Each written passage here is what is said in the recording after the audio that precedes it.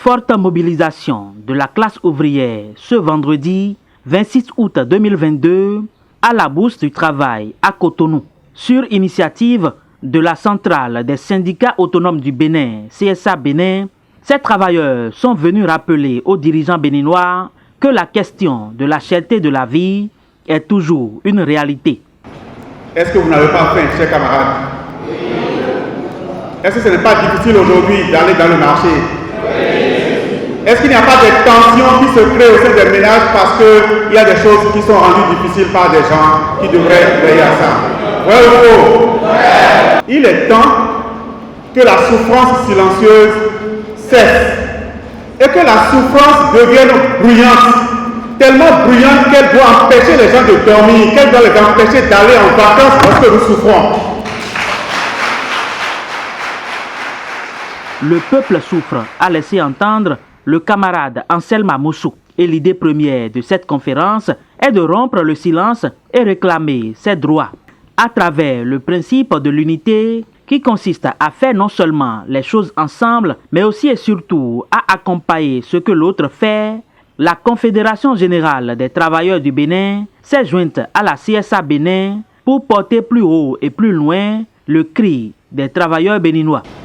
Vous savez très bien que nous sommes dans une conjoncture difficile, mais le gouvernement vante tous les jours les mérites de ses performances. Et pourtant, le gouvernement du Bénin s'est engagé, à respecter strictement toutes les dispositions constitutionnelles traitant la matière sociale, aussi bien dans leur esprit que dans leurs lettres. 2. À appliquer sans faille toutes les conventions de l'OIT ainsi que les recommandations y afférentes. 3.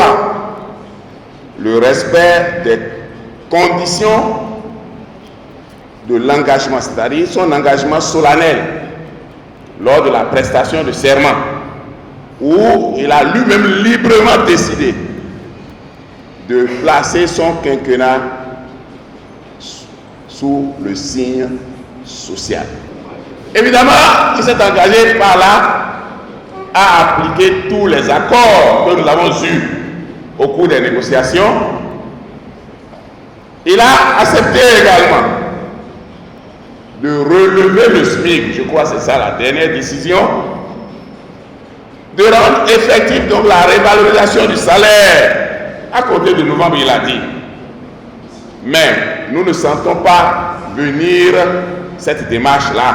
Les travailleurs du Bénin, à travers la CGTB, ont saisi l'occasion de cette conférence publique pour une fois encore rappeler leurs revendications. Nous exigeons que le gouvernement rende public sans délai des actions prioritaires retenues, les revendications des travailleurs à satisfaire, ainsi que son agenda de mise en œuvre de son quinquennat hautement social.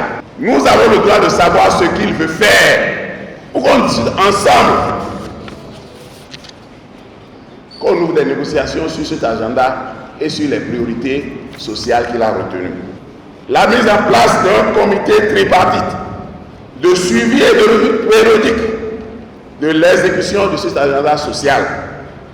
L'adoption d'une loi portant politique nationale de rémunération des emplois et mécanisme de protection du pouvoir d'achat en République du Bénin.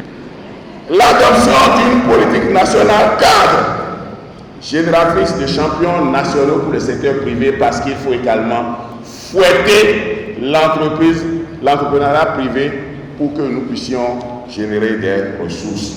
Au cours de cette conférence publique, plusieurs autres associations se sont faites représenter au pupitre pour témoigner leur adhésion totale à cette initiative de la CSA Bénin.